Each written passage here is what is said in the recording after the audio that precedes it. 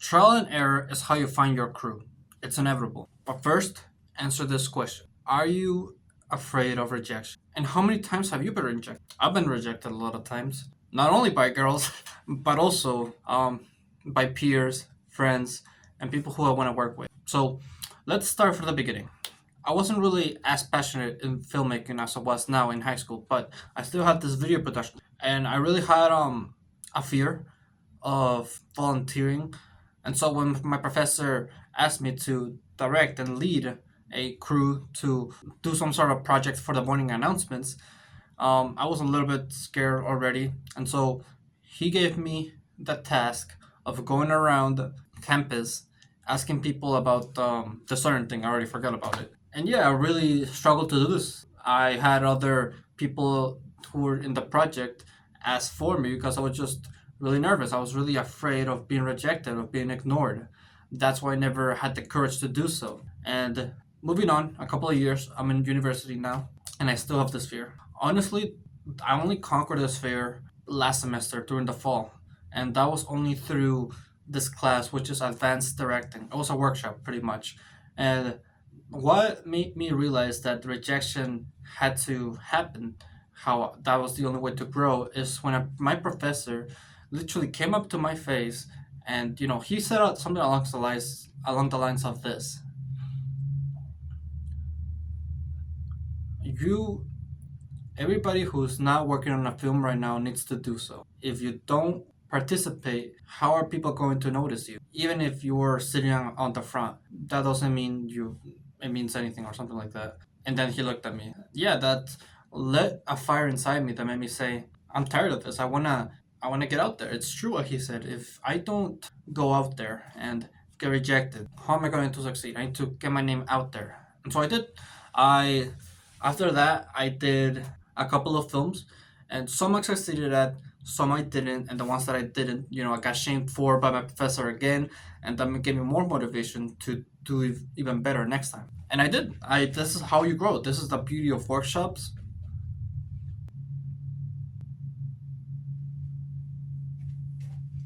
and how you grow. But how does this relate to finding a crew? It relates by the levels of rejection that you're gonna get. If you can handle something as big as like getting rejected by your professor, getting rejected by everyone, being ashamed of everyone, you're probably gonna be able to handle being rejected by one person. At least this is how I feel anyway. This is how I overcame my fear of rejection. After after fall semester, we have winter break, and I was still hungry for more. I still wanted to do more projects. I wanted to get out there, but I had this one problem. I did not have a crew. So how did I solve this problem? First of all, I went to the closest people I knew. I wanted to get experience with by myself first, with people I knew first, and then ask people who I met in the workshop. And so I did the film that was the Weatherby scene, and after that, I had like several ideas actually. And one of these ideas that I had first was the Superbad scene. I wanted to recreate the McLovin scene.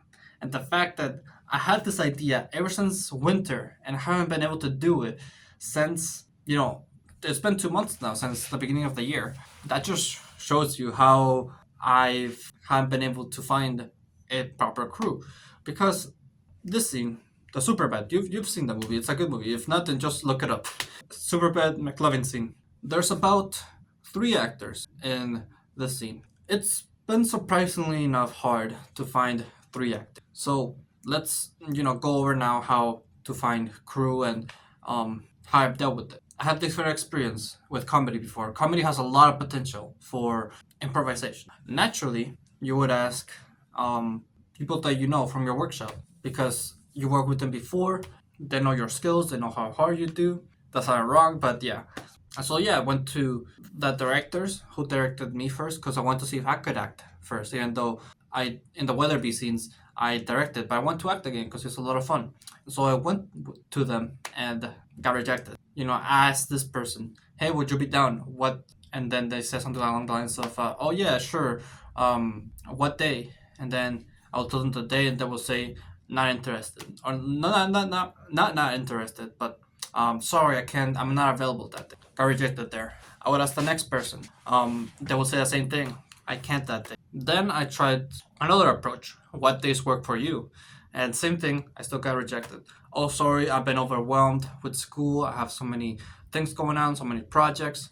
Got rejected. And so this made me realize, okay, maybe I should direct instead. I should be director and cameraman instead. And now I just focus solely on finding actors. And this is where it became a lot more easier for me. Then yet again, people from the workshop, I would ask only actors. And this is where the chances became higher. I actually got a couple. Well, I only got one person from my workshop class for the McLovin scene, but everybody else got rejected me. So yeah, even though I have made my ability strictly for the people that I'm going to be working with, I was willing to sacrifice going to class and kind of work if that meant that I get to do the film. And even still, I still got rejected. That was only from people from my class. Then I started doing my own research, going out of my way. There's this resources page in my university where only film students get to have, and it has like a bunch of things. It has like a list of scripts. It has templates for how to do a call sheet, and there's also audition tapes for from different actors who do theater as well. And yeah, I could go through their auditions and their resumes and find a couple people. And yeah, I find Emma and Jonathan, who those people I choose to work on this other scene idea that I had, which was the whiplash scene. It's already out on my channel. You can check it out. But that's how I find them. But I was still looking for people for the McLovin scene, and so I go through everyone. There's not the honestly there's was more females than males. But yeah, I go through every male, message them through the phone. I guess I need to learn how to do it properly because I'm actually doing something wrong. But yeah, go through all of them, and I think out of the five, two messaged me back. One of them is the one that I said is down to do the scene, and the other one messaged me back once. But then when I asked when was he available, he never responded. So, it is what it is. Oh no, there was a third person who uh, responded back. However, that person said that he was already working on a film that he actually gets paid for. Getting paid is something that I'm gonna talk about later too. So that was everything from that was all of the resources that I had with my university. Now I had to go off my own. I had to ask my own friends if they wanted to do the scene. And so recently I had a boxing match, like one where you fight people with your fist. I had one of those. Me and my friends go to a park and box just mainly for fun. And it's really fun. I really enjoy it. And since usually a lot of people gather around to watch, a bunch of my friends come and see it, that I thought that would be the best opportunity to ask people if they'll be down to be an actor for the film. And yeah, it's same thing. I got rejected, but this one made me realize something that I asked one of my friends and he asked if he was going to get paid. And I said no. But this made me realize, I don't know why, but him saying it made me realize that I've been really privileged with the fact that I've been able to make films and haven't been able to spend money on it. It is a privilege and it is a good thing. It's one of the best things about university, and why I recommend it. You go to university is one of these reasons. Yeah, it showed me how, money is not just worth to be free, but it's also stored energy of people. I already knew this before, but yeah, money is just having people do stuff for you. And so that made me think of if I should actually spend money when it comes to finding a crew. But what I'm trying to get at with all this is you're gonna have to get rejected a lot. You're gonna have to ask this person. Yeah, they're gonna say either yes or no. And if they say no, you go to the next person. And that's been how it's been for me recently. At least for the past 2 months, I've been asking this person yes or no, no. This person yes or no, no. Most of the time it's been no. But I'm sure there's been. I mean, honestly, out of those I probably have been asked I asked 15 people probably for the past 2 months, and yeah, sometimes it's a little bit shameful, honestly, to because I asked someone I work with too, and it's kind of ashamed to do so because next time I see him at work, we have to see each other, and he said no, and it's kind of awkward, but you have to deal with it.